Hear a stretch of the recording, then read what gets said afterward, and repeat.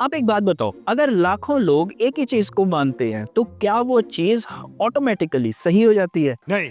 नहीं, कतई नहीं।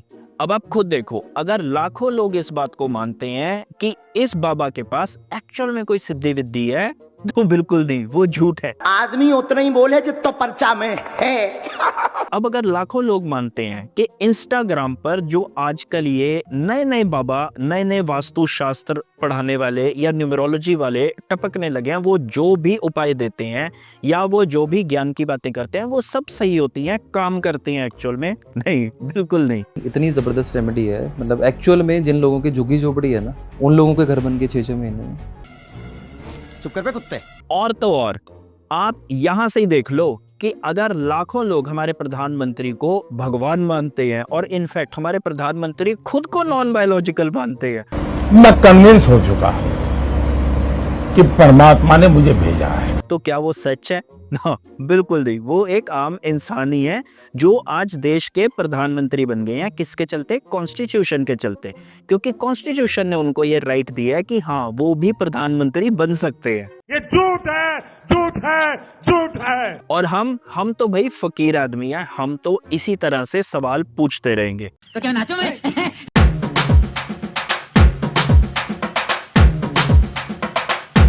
अरे हम तो फकीर आदमी हैं, झोला लेके चल पड़ेंगे जी। क्या आपने कभी ये चीज सोची थी कि आजादी के 75 साल के बाद ऐसी स्थिति आ जाएगी, ऐसी सिचुएशन हो जाएगी, ऐसा नया काल चक्र शुरू हो जाएगा जहां पर हमारे पार्लियामेंट के अंदर हमारे चुने हुए प्रतिनिधि, हमारे सांसद कुत्ते बिल्ली की तरह लड़ाई करेंगे? वैसे आज की हमारी वीडियो का टॉपिक था कुछ और, लेकिन उस पर थोड़ी देर में आएंगे। सबसे पहले हमें जरूरी लगा कि आपको ये गर्मा गर्म खबर तो जरूर परोसनी चाहिए। तो पेश है आपके लिए ये गर्मा गर्म ताजा खबर, जिसकी हेडिंग है 56 इंच का सीना, तेरा या मेरा। अभी एक फैशन हो गया है, अंबेडकर अंबेडकर अंबेडकर अंबेडकर अंबेडकर अंबेडकर। इतना नाम अगर भगवान का लेते हैं तो 7 जन्मों तक स्वर्ग मिल जाता। बताओ, सब कुछ तो सही जा रहा था। अडानी मामले के अंदर जो ऑपोजिशन जेपीसी की मांग कर रहा था, वो बात भी कहीं ना कहीं दब रही थी। लेकिन हमारे अमित शाह जी, हमारे होम मिनिस्टर, उनका ये बयान जो कॉन्स्टिट्यूशन पर डिस्कशन करते टाइम उन्होंने दे दिया, बस सारा कलेश यहीं से शुरू हुआ। अंबेडकर अंबेडकर अंबेडकर अंबेडकर अंबेडकर अंबेडकर। कांग्रेस ने इस मुद्दे को लपक लिया और कहीं ना कहीं इंडिया अलायंस, जो महाराष्ट्र और हरियाणा में बुरी तरह हारने के बाद टूटने के कगार पर था, वो एक बार फिर से इकट्ठा हो गया। सिंपल भाषा में कहें, हमारे मोटा भाई ने इस बार पैर पर कुल्हाड़ी नहीं मारी, कुल्हाड़ी पर उन्होंने पूरा का पूरा खुद को ही गिरा दिया। आप क्रोनोलॉजी समझ लीजिए। अब पूरे ऑपोजिशन की बस एक ही डिमांड है, हमारे होम मिनिस्टर जल्द से जल्द अपनी गद्दी छोड़ दें, अपनी कुर्सी त्याग दें, इस्तीफा दे दें।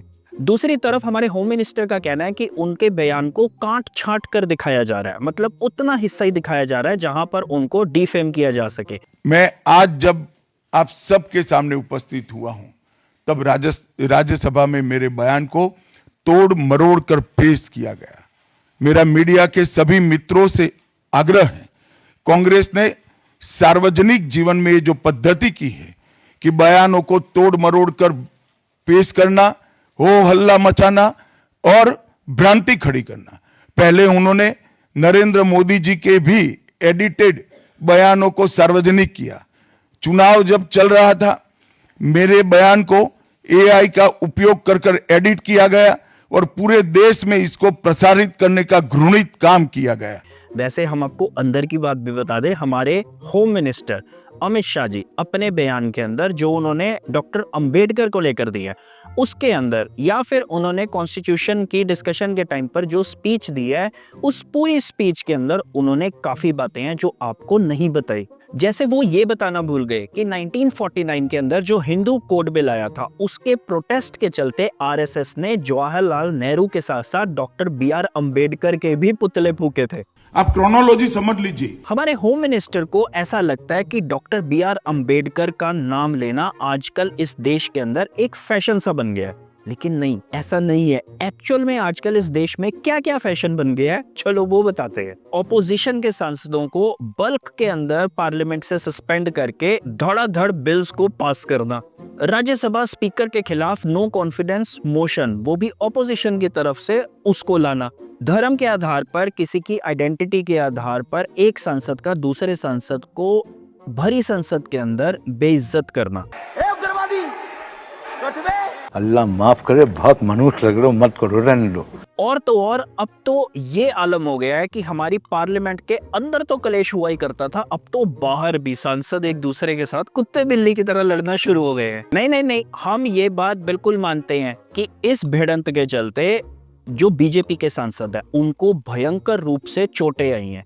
कैसी चोटें? जैसी आपको और हमको बचपन में खेलते हुए लग जाती थी।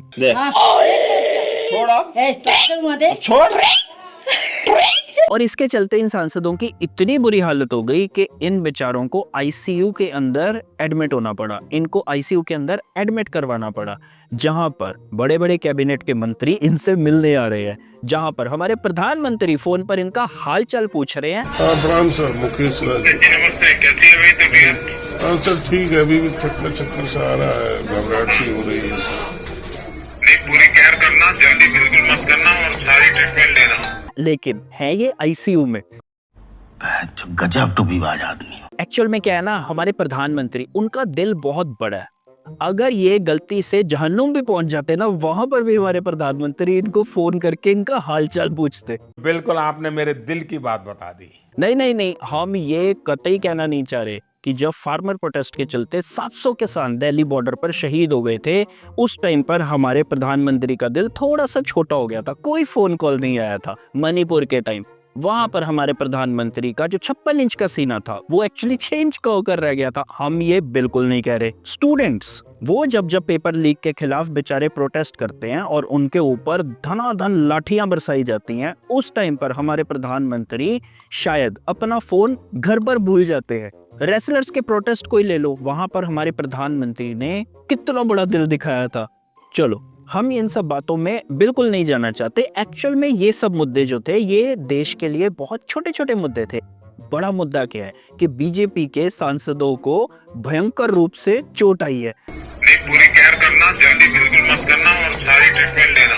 आपको उन सांसदों से हम मिलवा भी देते हैं। इनका नाम है प्रताप सारंगी। अब ये भाई साहब हैं कौन? ये भाई साहब बहुत पहुंचे हुए खिलाड़ी हैं। ये एक्यूज्ड हैं एक मामले में, ग्राहम स्टेन्स और उनके 2 बच्चों के कत्ल के मामले में। 1999 में जब ये ओडिशा के अंदर बजरंग दल के प्रेसिडेंट हुआ करते थे, इनके ऊपर ये आरोप है कि इन्होंने उस टाइम पर ऑस्ट्रेलियन मिशनरी और उनके 2 बच्चों को जला दिया था। बेसिकली नेता बनने के लिए जो जो क्वालिफिकेशन चाहिए वो सब क्वालिफिकेशन इनके पास है, एक को छोड़कर नौटंकी करने की, और अब वो भी आ गई। अब इससे पहले इनका क्या कहना है हम आपको वो बताएं, आप ये क्लिप देखो। आपने खड़ा हुआ था, राहुल गांधी एक एमपी को धक्का लगा, मेरे ऊपर गिर पड़ा और मैं नीचे गिर गया। किसने धक्का मारा? राहुल गांधी ने? हाँ, राहुल गांधी ने। राहुल गांधी ने धक्का मारा? राहुल गांधी। हमने नोटिस किया कि इस क्लिप के अंदर किस तरह से इनका कहना था कि राहुल गांधी ने किसी को धक्का दिया और वो उनके ऊपर आकर गिरे, लेकिन हमारा गोदी मीडिया इस हद तक पालतू हो चुका है, इस हद तक गिर चुका है कि जबरदस्ती इनके मुंह से बुलवा रहा है कि अच्छा राहुल गांधी ने धक्का दिया। आपने खड़ा हुआ था, राहुल गांधी एक एमपी को धक्का लगा, मेरे ऊपर गिर पड़ा और मैं नीचे गिर गया। किसने धक्का मारा? राहुल गांधी ने?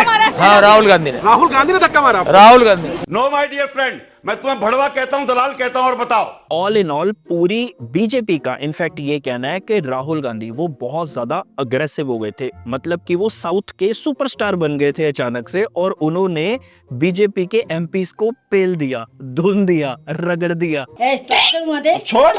बताओ, बीजेपी ऐसे ही हमारे प्रधानमंत्री का 56 इंच का सीना बताने लगी हुई है। एक्चुअल में इस घटना को देखने के बाद तो ऐसा लग रहा है कि 56 इंच का सीना राहुल गांधी का है। पर जोक सपाट, इस 56 इंच के सीने की लड़ाई में एक्चुअल में नुकसान हो किसका रहा है? हाँ, आपका और मेरा।